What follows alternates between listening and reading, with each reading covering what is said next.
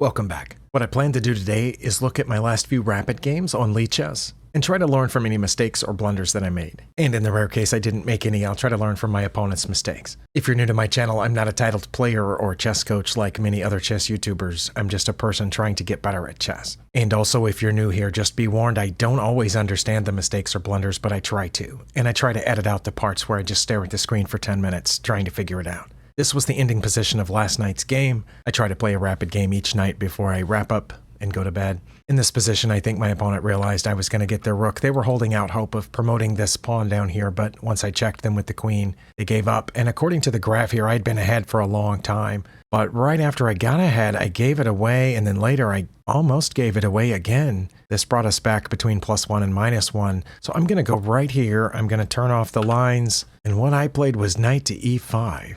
That's right here, okay. But what I should have played was something else. I'm honestly surprised I was ahead here. I remember at this point in the game thinking that I was behind. I was up a little material. I was up a piece for 2 pawns. They had given up their knight for a pawn here, and then when I took it, they took back. So I don't have any pawns in front of my king anymore. So I thought that their sacrifice might have been warranted. Okay, well, I'm pretty sure I shouldn't have moved this knight to attack the bishop because my bishop's undefended. I honestly don't remember what I was thinking when I put this knight in here. I might have been thinking about putting it over here, but that would have doubled my pawns if they took. I guess I could have moved my king over or up. Maybe that's what it was. Maybe I should have moved my king up so that my rooks could come over here to the open H file. But I don't see anything else that looks good. I again, don't think this was a great move, but I'm surprised that it gave away what little advantage I supposedly had. Let's turn this back on here. Yeah, I'm up.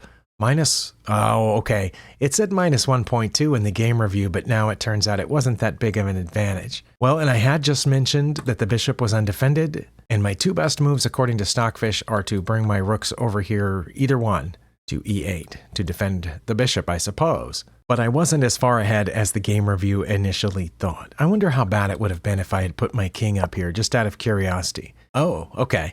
It wouldn't have been as bad as what I did play. I still would have had a very slight advantage. And the engine thinks my opponent would either play h3 or f4, which h3 would definitely put a blunt on my idea of putting the rook over here. But this wouldn't have been bad. It would have added another defender to the knight and freed up my rooks to come over here, maybe both of them, and then I could have brought my king back this way behind the rooks after moving them over to point at their king. But instead of that, I should have not done this because of f4. Because if they play f4, then I would have to drop this knight back here. Yeah, that's valid. But maybe they've heard the same advice that I've heard, which is to not move your f-pawn unless it's absolutely necessary, and they didn't. They took this knight. And they spent about 9 seconds on that move, so they did think about it for a little bit. But maybe they had already decided, once that their bishop had got over here and I had threatened it with the pawn and it had to move back and I had threatened it with another pawn and they took that pawn with the knight and then they took here. Maybe they had already decided to give up the bishop for the knight. But that put me ahead. It was over -1, you saw it. And then now it's dropped back down. So it wasn't as big a lead again as the game review thought. It's just barely -1. Now here they did play f4, which was their best move. And I just got further and further ahead all the way out to here, where I'm supposedly ahead -3. And apparently I did move my king up to g7 at some point and brought this other rook over, and I put it up here hoping to bring my other rook over, and that's what I played, but that gave away most of my advantage here. I'm guessing it's because they have an incoming pawn fork. That's probably it. Should I have checked first, knowing that they would probably take? And then that way that the pawn fork wouldn't be a pawn fork because I wouldn't have a piece on f6. I did see this check, but I didn't think that this would be great because my queen's undefended. So should I have moved this rook up first so that it wouldn't be a pawn fork? Or dropped it back 1? Or put my bishop up here? I'm trying to think of a bunch of different ways to avoid the pawn fork. It doesn't look like they played it, but I'm guessing that was their mistake. I'm going to turn this back on over here. It does look like it was -3. I should have played queen to d7. Okay. Well, that would have eliminated this problem of my queen being undefended. I mean, it would still be undefended, but it wouldn't be in danger if there was ever a need to take here. Or queen to c8, which would have defended the queen 2 different ways. So maybe that's what the engine was looking at here. But wait, if I had just played this, wouldn't they have pawn forked me here? Just out of curiosity, if I had played here, couldn't they still play g5? It says no, they should play f5, but why not g5? Because I can check here behind the pawn, and they only have a few legal moves. They can move over this way, or they can block with the knight. Stockfish says their best move is to come up here to f2, and then I would have this check down here, which saves one of the pieces that was forked. Okay, backing up here. That's why these two squares are important, because they aim there, so they won't play the pawn fork because I can check past it, and then apparently save my pieces. But since I brought this other rook over here, they are supposed to play g5, which is the pawn fork, and I would take down here and they would get my bishop with check. And it says I would go to king to f8 at that point. I probably would just move in front of it, but maybe that would have been a huge error. Okay, but that was the problem with this. I did see that, so very good for me, and it does look like I was ahead for the rest of the game. This one, at least, I'm pretty sure I learned something, because I wasn't looking out for this during the game. I wonder how long did I spend on that? I only spent 7 seconds? I think 7 seconds is enough time to see that. I don't know that I would have found one of these two moves aiming for the check behind the g-pawn, but maybe I wouldn't have left my pieces there where they could be easily forked. Well, let's take a look at the previous night's game. Oh, that's embarrassing. I just analyzed my only blunder in this game for about 5 or 10 minutes and then realized that the recording was paused from when I switched games. So anyway, this is the ending position of this game. I will just, say what I said when the recording was paused. I had just forked these two pieces protected by the rook. A move or two earlier, when I had brought this rook over, I thought it was obvious that that's what I was going for. So when I moved this rook, I expected them to do something about it. And yes, they should have played queen to c3 or queen to a5. Wait, what? a5's over here. I would have taken that. Oh, but I was way up already. Okay. Well, yeah, if I was them, I wouldn't have put it on a5, but c3 I totally get. And it says I should still play here. Interesting. But they didn't make any move to defend d6, so bishop to d6 was my best move and my opponent resigned. But my only blunder in the game came right here, and I already went through the rigmarole of turning off the lines and all of that, but apparently what I should have played here was d4 or h3. The game review says that the move I played was a blunder, and it says I should have played h3, but again, when we back up here, d4 is the recommended move by Stockfish. And I spent several minutes here, couldn't figure out how I could tell that that was the best move, or why this was so bad. It didn't give away all my advantage. I was still ahead a little bit, and my opponent blundered a couple of moves later. I can't take that now because my rook's undefended, and also this pawn's undefended, so I defended it, and that was fine.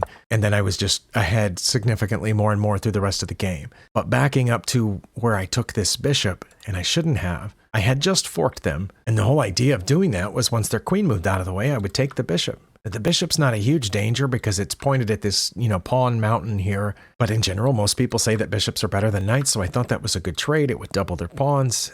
It seemed okay. And the only thing I could figure out as to what would help me remember to play d4 here is that I generally do play d4 in the English. And it's because I have multiple pieces here that are all defending the d4 square. And before I put my knight in there, they had more pieces defending or attacking that square than I did because their queen's also behind this pawn. But once I forced their queen to move, now they only have the 3 pieces pointed there, and I have my 3 pieces pointed there, which is often the move in the English. And the engine always says that they won't take here, but every time I do play d4, my opponent always takes here, like 99% of the time. So beyond this, my opponent's not going to put this back. They're going to take this pawn if I had played that. But I guess that's what I have to remember is that I need to play this at some point in the English anyway, as long as I have more defenders on that square than they have attackers, or the same amount. That's the best I can do there because I tried, and now I've looked at it twice. Let's go on to the next game.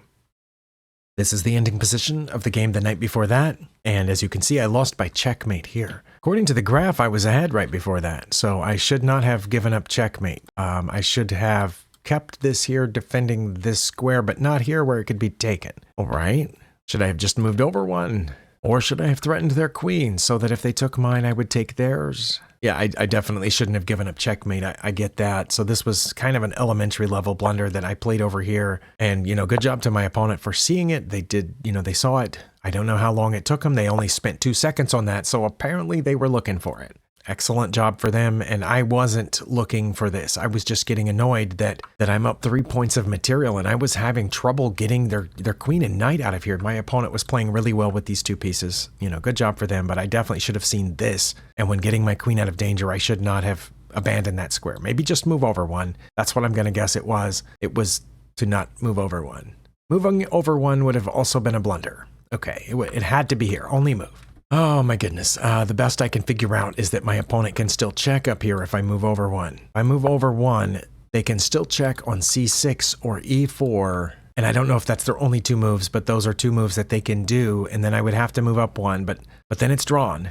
Is it because they can come back here and check, and I can't block because of where the knight is? I think I got it. So I had to block preemptively so they can't check here or here. And now they just have to wander around, probably to protect the knight. It says queen to d2. Okay, I get that. And then I would start advancing this pawn. And it says they would play rook to c8, but I don't know why. And I would just keep advancing the pawn. And then their best move is knight to g4. It would be bad for me to take it, but that's their best move. Or knight to c2, which aims at a rook. I think if they played knight to c2, I would just move the rook up a little bit. And then, the knight would be pinned to the queen. Okay, I don't know that I would have found this only move here. And I also don't know if I had played, queen to g1 instead, if my opponent would have found the whole perpetual thing, which forces me to come up and then, I thought they would have to come back for it to be perpetual. But it says they would play rook to c8 now, but why wouldn't they come down here? Oh, they could. And I would just have to repeat, basically, since I didn't block over there earlier. And then, they would check me again. That's pretty tough. That's pretty tough. But again, I do realize why that's bad. Okay, apparently I had made a blunder a few moves earlier too, and I'm not going to bother turning off the lines here. I played king to h3 to get out of check, but that was a blunder that took us to even. I had to play g1 or h1. It had to be one of those two moves. All right, I guess g1 keeps them from checking me again immediately. I mean, because they're not going to check here right now. King to h1, doesn't that allow this? If I played king to h1, now it doesn't say that they would, because if they played there, then I could block with the pawn probably. Let's see.